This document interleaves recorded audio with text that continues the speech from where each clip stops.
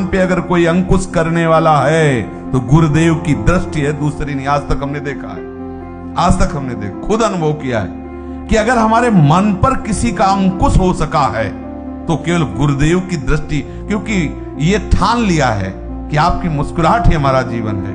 हमें कोई और लाडली है ऐसा परिचय नहीं, हम तो आपकी मुस्कुराहट और आपकी प्रसन्नता ही समझेंगे लाडली। फंसा लिया अब वो तभी मुस्कुराएंगे जब वास्तविक लाडली के पास पहुंच जाओगे। तब तक वो उनकी जो मुस्कुराहट है, आज मुस्कुरा दिए तो कल ऐसे शासन में ले लिए कि लगा कि ये तो बहुत प्यार करते थे, अब क्या होगा। बिल्कुल ऐसा लगा कि अब तो बिल्कुल नहीं बोलेंगे। यदि हम पूरा का पूरा अंतःकरण निराभिमान होकर के उनके चिंतन में डूबे, ये केवल सामर्थ्य गुरु कृपा में, दूसरी जगह नहीं। पक्का आप पे कठोर शासन तो हरि से प्रार्थना, दोनों की ताकत से वो ऐसे बना देते हैं कि अनुब्रजा में हम नित्यम पूयत्यंग रेणु भी।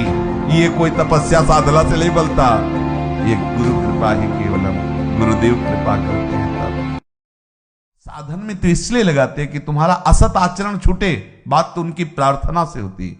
जब वो देखते हैं वो इस दुरंत माया का प्रभाव, तो हरि से प्रार्थना करते कि प्रभु आप जानते हो आपकी प्रबल माया कितनी, कृपा करो नाथ, इन सबको ऐसे मार्ग दो जिससे आपकी प्रबल माया की वो आंच न लगे जहां से आपका विस्मरण होता है। प्रभु आप कृपा कर दो। सच्ची मानिए बहुत करुणा की मूर्ति हैं, पर ये हिचकते नहीं है दवा देने में। ऐसे वैद्य हैं, जरूरत पड़ी तो लंबी चाकू से ऑपरेशन गहरा करते हैं। अब ये है कि सह जाए और बस इतना है कि श्रद्धा ना बिगड़े। नहीं तो लगता है कि 4 दिन से प्रणाम कर लिया उसने तो उनका पक्ष लेने लगे। और हम गुरु का कोई पक्ष होता है, माता का कोई पक्ष होता है? माता तो सदैव चाहे जैसा कुमार हो, उसका पुत्र हो, चाहे जैसा हो, वो वैसा ही प्यार करते। गुरुदेव सदैव हमारे पक्ष में है, हमारे मन बुद्धि के पक्ष में नहीं है, हमारे पक्ष में। हमारा मन बुद्धि ये अनुभव कराता है नहीं ठीक नहीं है, इन्होंने जो हमें डांटा ये ठीक नहीं था। सबके बीच में डांटा, अकेले डांट लेते। भाई गुरु बनाया है तो भाई बनाया बिगाड़ने से थोड़ी होता है। अब तो पूरा का पूरा वो अंतःकरण सिस्टम बदलेंगे। देखो अकेले में डांटने से हम में फर्क नहीं पड़ता। भाई कमरे के भीतर ऊपर से निकले मुस्कुराते हैं, और जब सभा में केवल खड़े हो नीच आचरण करते हो, पूरी झर गए अंदर के वो आसपास सबको, क्योंकि उनको पता है कि ये दवा ज्यादा काम करेगी। अब उस समय क्या, तब ये लगता है महाराज अगर आप एकांत में कुछ कह देते तो। अब सबके बीच में डॉक्टर से क्या कहना, सबके बीच क्या हो, जहां दवा की जरूरत तो वही बेहोश हो रहा है, या तो उसको एकांत में थोड़ी लगे, इंजेक्शन यही लगेगा। अहंकार कहां आया है? समाज से आया है, सम्मान से आया है, तो वहीं तुम्हारे इंजेक्शन लगेगा अपमान का, जिससे तुम ठीक हो। सदैव हमारे अंदर ये भावना होनी चाहिए कि हरि से भी बढ़कर कृपालु गुरुदेव हैं। जहां हरि कह रहे हैं कि परम कल्याण होगा, परम कल्याण स्वरूप होने पर भी गुरुदेव अनुभव नहीं होने देते। और वो ऐसे परम प्रेमी, ऐसे महान दैन्य बना देते हैं कि अनुब्रजाम में हम, ये बहुत बड़ी अनुब्रजाम में हम नित्यम पुयत्यंग रेणु भी। जो भी इस स्थिति में आज तक पहुंचा है वो यहीं से पहुंचा है, रसिक महापुरुषों की कृपा कटाक्ष से। ये हरि बोल रहे हैं, केवल गुरुदेव जब उनका शासन होता है अंतःकरण पर, तब वो ऐसा होता है कि हरि पीछे पीछे डोलते हैं।